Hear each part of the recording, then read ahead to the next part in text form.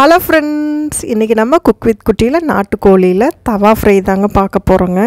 இந்த தவா ஃப்ரை வந்து நம்ம தோசைக்கல்லில் செய்ய போகிறோங்க. நம்ம குழம்புல கொதிச்சிட்ருக்கிற சிக்கனை வந்து எடுத்து நம்ம தவா ஃப்ரை பண்ணுறோங்க. அதுக்கு நம்ம நல்ல கல் சூடான தோசைக்கல் வச்சுக்கோங்க. கல் சூடான ஒன்று நல்லெண்ணெய் போட்டுக்கோங்க. நல்லெண்ணெய் போட்டு செஞ்சால் தான் இந்த டிஷ் வந்து அவ்வளோ சூப்பராக இருக்குங்க. சின்ன வெங்காயம் வந்து நிறைய சேர்த்துக்கோங்க. எவ்வளோ நல்ல சின்ன வெங்காயம் சேர்த்துறீங்களோ அந்தளவுக்கு இந்த டிஷ்ஷும் நல்லா இருக்குங்க. அதே மாதிரி நமக்கு ஹெல்த்துக்கும் நல்லதுங்க.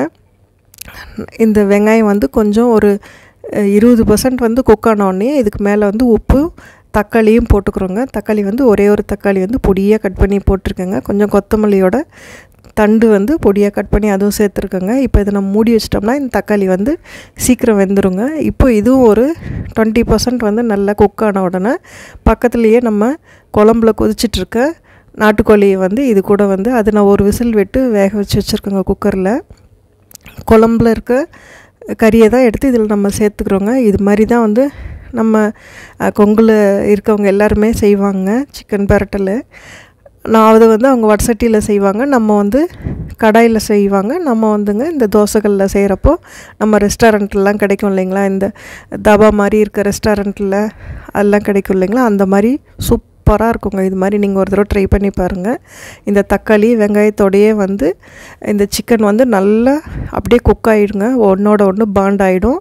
இப்போ இது மேலே வந்து நம்ம குழம்பு வந்து குழம்போடு எடுத்து சேர்த்துக்கோங்க. இன்னும் வந்து நம்ம குழம்பும் சேர்த்துக்க போகிறோங்க. ஒரு 4-5 கரண்டி வந்து குழம்பு சேர்த்துக்கோங்க. இந்த கறிக்கு தேவையான கொஞ்சமாக மிளகாத்தூள் போட்டுக்கிட்டோங்க. அப்புறம் வந்து இந்த சுக்கா மசாலான்னு கடையில் விற்கிதுங்க, இது சேர்த்துக்கிட்டோம்னா இன்னும் வந்து கொஞ்சம் நல்ல ரிச் ஃப்ளேவரும் இருக்குங்க.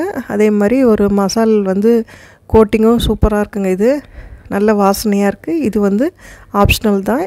இது வேணும்னா சேர்த்துக்கோங்க, இல்லைனா வெறும் வந்து தனி மிளகாத்தூளும் பெப்பர் தூளுமே போதுங்க. இப்போ மேலே வந்து நம்ம பக்கத்தில் கொதிச்சிட்ருக்க குழம்பு வந்து ஒரு 4-5 கரண்டி தாராளமாகவே குழம்பு எடுத்து இந்த சிக்கன் மேலே அப்படியே விட்டுருங்க. இந்த சிக்கன் வந்து அந்த குழம்பு எல்லாத்தையுமே வந்து ஃபுல்லாக அப்சர்வ் ஆகிடுங்க. அப்சர்வ் ஆகி சூப்பராக அது வந்து அப்படியே குக்காகி வருங்க. அது எல்லாமே உறிஞ்சி ஜூஸியாக சூப்பராக இருக்குங்க. அதுதான் இந்த பிரட்டலோட ஸ்பெஷலேங்க. மேலே வந்து கொஞ்சம் ஃப்ரெஷ்ஷாக க்ரஷ் பண்ண பெப்பர் பவுடரையும் போட்டுக்கிறோங்க, கொத்தமல்லியும் போட்டுக்கிறோங்க. சூப்பராக இருக்குங்க. இந்த மாதிரி நீங்கள் ஒரு தடவை ட்ரை பண்ணி பாருங்கள்.